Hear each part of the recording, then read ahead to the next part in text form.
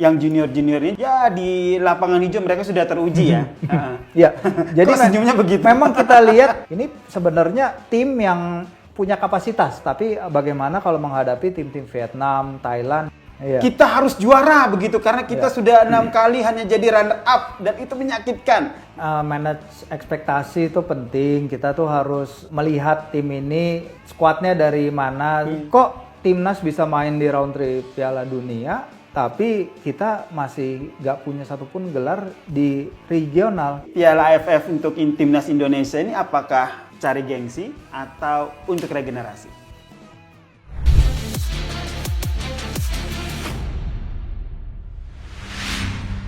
Halo Sobat Kompas TV, apa kabar? Senang sekali saya Yasir Nainama bisa menyapa Sahabat Kompas TV semua dalam acara Sportcast. Boleh tepuk tangannya. Ada 20.000 orang yang menyaksikan Sportcast kali ini. Dan episode kali ini udah tahu dong. Lihat nih, saya udah pakai jersey Timnas. Jadi kita akan ngomongin soal bagaimana masa depan Timnas. Wih, berat banget ya. Berat sekali. Ada bintang tamu hari ini, narasumber kita yang sudah berpengalaman, yang sudah tahu banget di bagaimana sepak terjang dari timnas kita. Saya perkenalkan ini Bang Firji, pengamat sepak bola dari Kompas.com. Ya, halo, apa kabar? Gimana Bang? Terima kasih undangannya. Ya? Terima kasih sudah hadir di sini gitu. Nah, yang kita obrolin tidak hanya bukan soal bagaimana persiapan Indonesia untuk Piala Dunia. Karena kemarin tuh heboh banget, apalagi kita menutupnya dengan manis di tahun ini dengan kemenangan Indonesia atas Arab Saudi. Tapi yang juga jadi sorotan adalah Piala AFF 2024. Ya, kemarin tuh yang bikin akhirnya jadi obrolan adalah PSSI ini. Koreksi kalau salah ya Mas Firzi. PSSI bilang bahwa kita akan memberikan yang terbaik gitu. Terus itu dikomentarin nih sama banyak pengamat gitu. Mungkin Mas Firzi juga berpendapat yang sama ya. Kok komentarnya kayak gitu, kok komentarnya nggak kita harus juara begitu karena kita sudah 6 kali hanya jadi runner up dan itu menyakitkan. Nah, langsung saja ke Mas Firzi. Jadi Piala AFF untuk timnas Indonesia ini apakah pertarungan gengsi atau ya fokus untuk regenerasi? Ya, karena inilah yang terjadi kalau emang kita mengakselerasi program timnas ya, dalam artian bahwa tim sekelas Vietnam, Thailand itu pasti mereka melewati step Piala AFF dulu, SEA Games dulu, baru kemudian naik ke level World Cup Qualification di mana mereka kesulitan. Ternyata dengan program akselerasi yang diadakan oleh federasi, kita mendapatkan pemain-pemain diaspora yang sangat luar biasa sekali dalam membantu timnas. Mereka memberikan kualitas yang epic lah, bisa dibilang di level ini. Jadi memang di saat ini kita melihat bahwa timnas ini yang sekarang ini bagus buat regenerasi, gak ada yang deny. Karena pemain kita sekarang itu kita bawa majority under 22, pemain paling senior adalah Asnawi 25 tahun, Arhan juga 22 tahun plus. Kita mencoba pemain layer kayak Arkan Kakak, kita kayak Arkan Fikri, Ferrari di belakang, para penjaga gawang kita Cahya, Dava. Ini sebenarnya tim yang memang punya kapasitas gitu. Tapi ya kita akan lihat tim ini punya kapasitas, tapi bagaimana kalau menghadapi tim-tim Vietnam, Thailand. Yang Thailand mereka bawa mix ya pemainnya antara pemain senior, pemain junior. Ya kita lihat memberikan yang terbaik. Jadi menurut Bung Firji sendiri ini tidak hanya untuk regenerasi karena mayoritas komposisinya lebih banyak pemain junior ketimbang senior, tapi memang yang junior-junior ini juga memang sudah punya ya di lapangan hijau mereka sudah teruji ya. Ya, jadi senyumnya begitu. Memang kita lihat di sini ada dua cara pandang sebenarnya dan ini sama-sama benar aja bagaimana kok timnas itu kan muaranya paling tinggi adalah timnas senior loh, pasti. Semua yang dilakukan oleh timnas kategori usia umur hingga U23 itu adalah untuk mencari pemain-pemain terbaik, menseleksi pemain-pemain terbaik untuk menuju timnas senior. Itu benar. Tapi kalau kita melihat di sisi lain, kok timnas bisa main di round 3 Piala Dunia, tapi kita masih gak punya satupun gelar di regional. Ini pandangan ini ada benarnya. Round kualifikasi Piala Dunia, timnas perlu layer pemain yang bisa berbicara untuk menggantikan, karena kita lihat beberapa pemain udah dibawa nih ke timnas senior di hoki ya, terutama mungkin contoh paling tepat adalah Hoki Caraka ya. Dia berapa kali ikut skuad timnas senior, duduk di bench, dia menimba pengalaman latihan bersama pemain-pemain terbaik, tapi kesempatan yang didapatkan di level senior itu masih minim. Apakah dia perlu pembuktian karena mungkin level Arab Saudi dan lain-lain itu bukan berarti terlalu tinggi bagi dia, tapi dia perlu ada step di antara itu. Di antara menghadapi tim ranking 56 dunia, di antara menghadapi tim lawan Jepang, tim rank 15 dunia. Mungkin dia perlu bridge di antara itu, dan ini adalah kesempatan tepat untuk dia. Nanti lawan tertinggi kita adalah Vietnam ya, kalau nggak salah itu sekitar rank 111-an deh, masih di atas kita. Jadi di atas kita nggak beda jauh gitu. Jadi ini adalah kesempatan tepat bagi beberapa pemain untuk unjuk gigi juga ke coachin. Coach, saya bisa memberikan yang terbaik. Saya bisa perform ya, sehingga bisa masuk ke timnas senior masuk tersebut. Perbincangan ke timnas senior, benar. Bung Firdy sendiri melihat pengaruh dari timnas senior yang dibawa meskipun jumlahnya sedikit ini nanti signifikannya akan seperti apa? Iya, kalau signifikansi pasti besar ya, karena kita ngomong pemain kayak Asnawi, pemain kayak Arhan, pemain kayak Lino, pemain yang bisa memberikan impact ke timnas senior bahkan. Karena media Vietnam juga udah menyoroti dengan kehadiran Arhan. Arhan seorang pemain yang jadi mimpi buruk nih bagi Vietnam, karena ketika mereka kalah di semifinal SEA Games tahun 2023 itu kita menang 3-2, 2 gol datang dari lemparan ke dalam Arhan. Ketika di Gelora Bung Karno di round 2 kita menang 1-0 lawan Vietnam, itu juga karena lemparan ke dalam Arhan yang dicetak oleh Egy.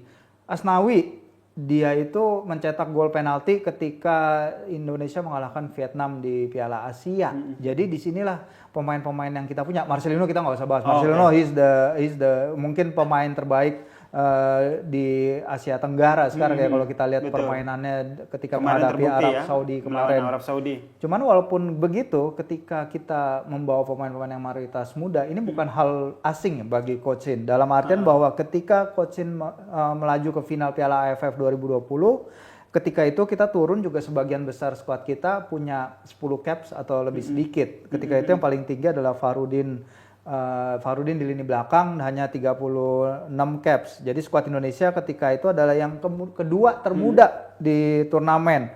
Begitu juga di Piala Asia U23, Garuda Muda ketika itu usia average-nya 20,56 pemain. Di Piala Asia 2023 di awal tahun kita juga bawa pemain dengan rata-rata usia 22,5 tahun. Ini juga adalah yang termuda. Jadi Coach Shin bawa pemain-pemain muda ke turnamen yang mungkin level umurnya sedikit lebih tinggi, itu bukan hal asing bagi Bukan dia. hal asing, tapi kan hasilnya juga nggak juara-juara. Kita selalu di level. Tapi hasilnya menciptakan sejarah. Kita bisa lolos pertama kali ke Piala lolos dari fase grup Piala Asia. Kita bisa lolos juga hingga semifinal Piala Asia U23. Jadi takaran kesuksesan dalam level ini Piala Asia bukan jadi juara, tapi seberapa jauh kita jalan dalam perjalanan kita. Kita hampir sekali lolos ke Olimpiade, tapi memang ya masih berkata lain, emang belum waktunya. Tapi kita mengetuk pintu sangat dekat sekali dengan Olimpiade Paris. Jadi I think itu juga sebuah prestasi ya. Yes, of course. Jadi bukan hanya soal juara, tapi di level itu emang bukan hanya soal juara. Tapi kalau di level Piala AFF ya ini dia makanya. Apakah tim ini mampu untuk menghadapi misalnya Vietnam yang datang dengan mayoritas pemain yang senior. dengan liga mereka juga diliburkan, dengan mereka lebih banyak yang melihat bahwa negara lain itu lebih fokus begitu mempersiapkan untuk tanding di Piala AFF ketimbang Indonesia. Begitu. Indonesia sebenarnya fokus ya, cuman dalam artian kayak kita fokusnya ini sebagai apa itu dia harus di-clearkan juga. Misalnya ya udah kalau emang hasil terbaik ya itu kan multi interpretasi. Jadi ya, hasil terbaik buat Yasir bukan hasil terbaik buat saya gitu. Jadi ini yang mungkin harus diluluskan. Tapi kita juga nggak bisa terpaku menjadi hanya target juara gitu. Apa-apa bukan target juara. Kalau emang ini dipakai untuk U22 seperti yang dilakukan sekarang, ya udah targetnya bukan juara, karena it's sedikit unreasonable kalau meminta pemain-pemain kita yang ada sekarang ini untuk langsung perform sebagai sebuah tim ya. Karena kita to be fair emang tim ini dikumpulkan untuk awalnya sebagai tim yang akan turun di Piala Dunia U20 tahun 2023 yang kemudian batal karena alasan-alasan yang kita udah tahu lah. Tapi tim ini udah lama pisah, termasuk para pemain yang ketika itu disiapkan ada Ivar Jenner, ada Justin Hubner juga, ada Rafa Struijk juga. Mereka disiapkan ketika itu tapi batal karena Piala Dunia juga nggak jadi bergulir U20. Sekarang mereka kumpul lagi. Nah, ini yang jadi pertanyaan saya selanjutnya. Ini kan baru kebentuk. Kan butuh chemistry, kekompakan. Tidak hanya kalau tadi kan kita membaca karakter dan juga keunggulan dari masing-masing pemain begitu. Tapi kalau di lapangan kan kerja sama tim itu penting dong, Mas Nidi. Nah, itu. Nah, ini akhirnya mematahkan persepsi publik bahwa aduh, ini pesimis dengan timnas yang akan bertanding atau berlaga di Piala AFF ini seperti apa? Enggak, sebenarnya tim ini terbentuknya udah dari beberapa waktu lalu. Dalam artian bahwa mereka udah kenal nih. Udah kenal ya. Grup ini satu sama lain kenal, tapi emang nggak mau untuk membentuk chemistry itu hal yang lain, itu beda. Dan ini yang dikatakan Arhan juga setelah laga kontra Bali United ya, di mana menang loh. Menang, tapi dalam hal ini kan bahwa hasil mungkin kesekian lah. Yang penting Arhan bilang membangun chemistry, Hoki juga bilang membangun pengertian satu sama lain. Itu adalah hal-hal yang harus diperhatikan dalam membentuk suatu tim. Ronaldo Kuate juga kita ingin lihat dia perkembangannya gimana setelah bermain di Liga Thailand, apakah bisa langsung nyetel di lini depan dengan para pemain-pemain lain. Ini juga suatu faktor kunci karena kita tahu timnas senior selain Ragnar, selain Rafa, layer penyerangnya juga masih kurang dan ini yang harus kita pakemkan lagi gitu. Ini terlupa kalau kita lihat ini kan untuk penyaing pemerang. Kalau di depan kan biasanya ada Struijk dan juga Hoki ya. Nah iya. Nah itu yang juga nanti akan dipakai. Tapi kalau kita lihat Rafael di level U23 dia bisa memberikan impact yang lebih di depan gawang ketimbang di level senior yang kita harus akui dia masih kesulitan walaupun kemarin dia mencetak gol juga ya. Dan ini kita lihat bagaimana tim membentuk kerjasama. Cuman ya selain Rafael emang kabar soal Ivar dan juga Justin ini yang sampai sekarang katanya masih mau di lobby tapi kayaknya sulit. Nah ini yang kita harus lihat bagaimana tanpa kehadiran dua pemain itu dalam membentuk suatu fondasi bagi tim. Tim untuk Piala AFF ini ya. Iya, Oke, tadi kita ngomongin soal pemain senior ya, memang komposisinya tidak terlalu banyak. Nah, sekarang yang menjadi salah satu fokus kan regenerasi. Nah, kita bahas dikit nih soal line up pemain junior yang maksudnya ya pemain junior, pemain tim timnas di kalangan usia begitu. Siapa aja rising star yang menurut Bung Riz ini kedepannya nih mereka yang akan mencetak bisa jadi katanya cetak sejarah di pertandingan AFF ini. Ya kalau kita lihat memang ada beberapa nama yang pemain berusia U21 yang juga lumayan berbicara di Liga 1 ya. Ada Ananda Raihan di PSM, itu dia 11 penampilan di Liga 1, dia mengoleksi 1.200 menit sepak bola. Itu jumlah yang sangat banyak loh untuk pemain 20 tahun. Terus ada Raihan Hanan juga dari Persija, ada Rivaldo Papahan dari Borneo, angka bermainnya juga bagus. Ada Armando Oropa, itu juga bermain baik bagi PSBS Biak. Jadi ada cukup banyak layer yang bisa kita lihat dan juga kita harus berbicara soal Arkan Kakak juga walaupun dalam usia 17 tahun tapi dia udah mencetak gol di level Piala Dunia ya, pemain Indonesia pertama dari semua kategori usia umur yang mencetak gol di Piala Dunia ketika di Piala Dunia U17 kemarin. Ketika melihat penampilan mereka di liga dan ketika kita melihat penampilan mereka di timnas mungkin akan ada perbedaan ekspektasi juga ya dari teman-teman juga yang menonton. Jadi bebannya pasti akan bertambah bermain bagi timnas, tapi ya kita lihat them bermain dengan kebebasan itu aja sih, bermain tanpa beban dan ini yang diperlukan.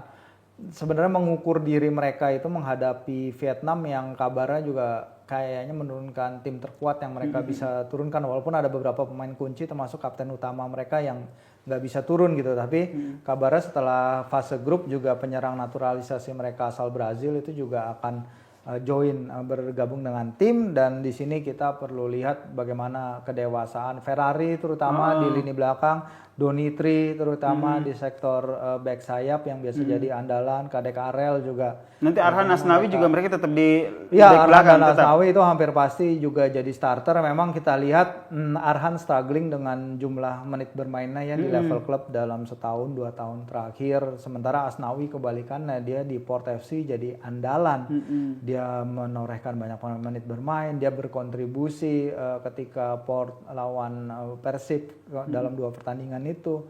Sehingga memang kedewasaan permainan itu yang diharapkan disalurkan Asnawi dan Arhan juga ke para pemain layer di bawah. Berarti tim yang terbentuk kali ini untuk Piala AFF 2024 ini perdana akan bertanding Dalam di atmosfer kompetisi. Iya. Ini pertanyaannya adalah seperti apa Coach Sintayong meramu pemain tersebut sehingga bisa meyakinkan pencinta bola tanah air bahwa tim ini nih oke loh untuk yang AFF 2024 begitu. Sebenarnya untuk menjawab hal itu ya harus dari Di pertandingan, betul. Gak ada lain dan gak ada bukan. Mau janji seperti apa pas sebelum pertandingan, mau dia Setuju. masih janji nggak masalah, janji Dan kayak itu bakal lolos dan benar-benar. lain-lain.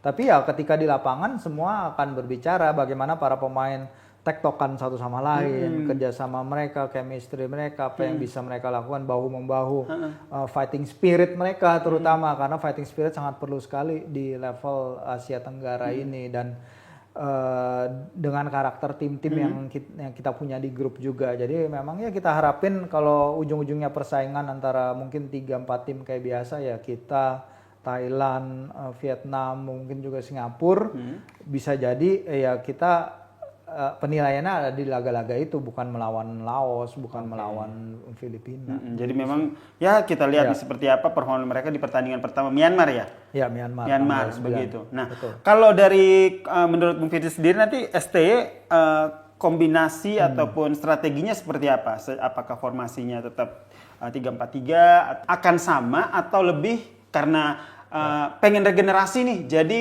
posisi-posisi strategis udah deh junior aja yang maju. Ya seharusnya sih ada kombinasi keduanya ya. Pasti untuk regenerasi penting karena kita lihat Cochin juga biasa pakai 3-4-3, tapi kalau di Piala AFF 2020 kalau kita ingat dia juga pakai hybrid ya, kadang waktu itu Elkan Bagot atau beberapa pemain lain tiba-tiba bisa berubah dari 3 back jadi 4 back. Tapi kalau emang tujuannya memang mirror, mencerminkan apa yang diperlukan oleh tim nasional senior, tentu bermain 3 back, bermain wing back, which is sempurna gitu untuk tim ini karena kita punya 3 back tangguh ya, ada Kadek Arel, ada Ferrari, ada lain-lain. Sultan Zaki juga jago dia di level U17. Terus kemudian punya Donitri dan Arhan di kiri, terus ada Asnawi. Itu sebenarnya di kanan itu juga adalah kombinasi yang bagus untuk jadi platform menyerang ini. Tinggal bagaimana yang menjadi kekhawatiran emang tengah lapangan nih. Siapa pendamping Marcelino dengan tidak adanya si Ivar, karena Ivar kita tahu perannya gede sekali di Piala Asia U23, perannya gede banget di Piala kualifikasi Piala Dunia kemarin lawan Arab Saudi, lawan Jepang. Jepang dia nggak main, lawan Arab Saudi dia juga penting. Di sini kita akan lihat Arkan Fikri, sebenarnya saya setiap kali melihat dia di level kategori usia umur, saya cukup impress dengan dia. Dia bisa memberikan energi dinamik ke permainan itu. Ananda Rehan juga mungkin bisa menjadi jawaban juga di tengah. Jadi ya ada beberapa pemain yang seharusnya bisa mengisi formasi itu dan punya kesempatan nih untuk bilang ke coachin, iya saya bisa loh jadi pelatih. Saya bisa loh, gue bisa loh gitu. Karena di tengah kita kan di timnas itu kan either itu Tom Hai, either itu si Nathan atau si Ivar. Jadi biasanya 3 rotasi di situ aja. Kadang Jody Amat taruh di tengah. Dan mereka punya peran penting yang buat untuk umpan. Penting sekali. Iya, umpan biar. Nah itu kadang-kadang kemarin kita ngeliat, wow Marcelino ngasih gol. Tapi lihat dulu siapa yang memberikan umpan itu. Kayak Ivar Jenner di Piala Asia U23 yang memberikan umpan untuk golnya Rafa Struijk ke Korea Selatan kan adalah Ivar Jenner tuh. Visinya dia melepas bola Jawa tuh luar biasa sekali. Jadi ini adalah yang diharapkan dari para pemain yang lain, ada step up untuk mengisi lubang yang jelas ada di tim ini. Ngomongin nanya prediksi, ya boleh lah gitu sebagai pengawal sepak bola yang sudah bisa melihat begitu. Performance dari timnas Indonesia di Piala AFF ini akan seperti apa? Optimis pasti ya, harus menang. Tapi secara realita berdasarkan data di atas kertas, performance-nya akan seperti apa? Ya kalau kita lihat kan lolos semifinal udah harus ya, dan itu adalah wajib lah dengan status kita di Asia Tenggara gitu. Kalau nggak lolos dari fase grup ya kegagalan. Udah di situ mau pakai tim U22 juga menurut saya seharusnya bisa lolos ke fase grup. Nah setelah semifinal itu tergantung dari bukan hanya hasil kalau buat saya ya, tapi bagaimana performa anak-anak. Kalau hasil ya kita menang gede lawan Laos, tapi habis itu kalau kita performanya nggak mendukung di semifinal sama aja bohong menurut gua. Karena kalau kita ngomongin U22 ya it's not the result, tapi cara bermainnya. Kalau cara bermainnya di semifinal sesuai harapan fans, mereka memberikan perjuangan keras dan mereka terlihat fight, mereka nyatu sebagai tim. Kalau mereka nggak lolos ya emang belum waktunya gitu. Emang belum waktunya. Tapi kalau misalnya kita bisa bermain bagus dan mencuri hasil, itu adalah bonus banget sih untuk nyampe ke final. Ini bisa melakukan hal sama karena this is a different layer. Benar. Dan itu sangat normal di dunia sepak bola di level internasional, bahwa setiap tim nasional itu pasti akan setiap tim nasional kategori usia umur adalah merupakan tangga menuju ke timnas senior. Kalau kita mau lihatnya seperti itu nggak apa-apa. Tapi itu dilakukan PSSI, karena kalau mereka mau juara ya pemain-pemain terbaik Liga 1 dibawa, dimasukin Liga 1, diliburin, fix udah cut. Itu juara, kita menargetkan juara, it's okay. Tapi kalau kita sekarang menyiapkan tim untuk coachin punya layer lebih di tim nasional senior, karena kita lihat di beberapa pertandingan ada momen-momen di mana mungkin ada pergantian yang dia harus lakukan, tapi dia jarang lakukan itu. Karena emang mungkin karena dia ngelihat levelnya, dia nggak ketemu nih level jaraknya antara Arab Saudi dan Vietnam itu kan kejauhan. Jadi ya mungkin sekarang adalah kesempatan tepat untuk pemain-pemain itu menapak anak tangga itu menuju ke timnas senior. Sehingga line up pemain timnas Indonesia untuk senior, timnas Indonesia beneran ini juga lebih banyak ya untuk pemilihan-pemilihan dipakai oleh Coach Sintayong. Betul, menciptakan layer untuk timnas senior itu adalah ya suatu hal yang sangat baik sekali sih. Ya, artinya mikir untuk jangka panjang. Iya, nggak masalah. Tapi kalau mereka mikir ini untuk turnamen ini untuk menjadi juara, memecahkan hoodoo itu, memecahkan ya kutukan itu ya bisa kita bilang lah udah 6 kali. Masa nggak kutukan juga ya sejak kejadian di Bukit Jalil 2010, di 2002 ketika kita jadi runners up, 2000 juga kita jadi runners up. Ada sesuatu hal yang masih nyangkut aja sih kalau saya bilang sih. Ya pribadi tentu inginnya PSSI sebenarnya melihat turnamen ini sebagai turnamen yang dimana kita sekali lagi bisa memecahkan rekor itu yang selama ini belum pernah kita lakukan. Menunjukkan gengsi timnas Indonesia. Ya, apalagi di kawasan. Tapi kalau ternyata emang dipakainya untuk mewujudkan mimpi lebih besar, yaitu kita menemukan pemain-pemain timnas seniornya yang lebih matang, mematangkan pemain-pemain, karena sebenarnya deket loh jaraknya. Desember, Januari, turnamen selesai Januari, 2 bulan kemudian udah Maret gitu. Kan? Jadi feel good factor dari bermain bagus di Piala AFF ini pasti akan berlanjut ke Piala Dunia Senior, dan menurut saya itu juga nggak apa-apa kalau emang pingin seperti itu. Oke. Jadi dari obrolan kita saya kembalikan, saya ingin menanyakan hal yang sama. Jadi untuk Piala AFF 2024 lebih dominan mencari gengsi atau untuk regenerasi? Dengan tim yang ada sekarang tentunya regenerasi. Gitu udah. Untuk regenerasi. Iya. Syukur-syukur menang begitu ya. Iya. Dan ini kan lagi era perbaikan sepak bola Indonesia dibanding mungkin 5 sampai 10 tahun yang lalu gitu. Oke. Terakhir nih Bung Firji, tolong bisa nih disampaikan ke sahabat Kompas TV nih. Iya nih, karena banyak yang beranggapan bahwa ya di satu sisi oke, ayo dong Indonesia kita harus menang nih Piala AFF 2024, gengsi loh. Tapi di sisi lain ya kita juga perlu regenerasi. Ya jangan apalah biar pesepak bola Indonesia, bukan sepak bola ya, pecinta sepak bola Indonesia, pecinta timnas ini bisa wise menerima apa yang menjadi strategi yang dilakukan oleh PSSI dan juga Sintayong saat ini untuk Piala AFF. Iya, menurut saya sih memang manage ekspektasi itu penting. Kita tuh harus melihat tim ini skuadnya dari mana dan mereka bermain sedalam skuad ini seberapa sering gitu. Kalau kita pahami bahwa memang targetnya PSSI di sini adalah membawa tim U22, which is nggak apa-apa. Ya itu artinya mereka ingin regenerasi menuju timnas berikutnya. Ada target lebih besar di depan mata yang itu nggak bisa kita lupakan, bahwa kita target besarnya adalah membawa Indonesia ke Piala Dunia 2026. Kalaupun itu belum kesampaian, at least kita mendekati langkah terakhir ke round 4 atau bahkan round 5 dari menuju Piala Dunia 2026. Kalau itu tercapai, ya kebanggaan kita, saya bilang juga akan lebih besar ketimbang menjadi juara Piala AFF sih gitu. Baik, terima kasih Bung Firzi, pengamat sepak bola dari kompas.com buat insight-nya. Nantikan episode-episode selanjutnya kita akan mengundang bintang tamu lainnya ke Sportcast Kompas TV untuk kita bahas seputar olahraga dan juga yang berkaitan dengan olahraga. Saya pamit dulu, salam olahraga, salam sehat, Sportcast Kompas TV. Thank you.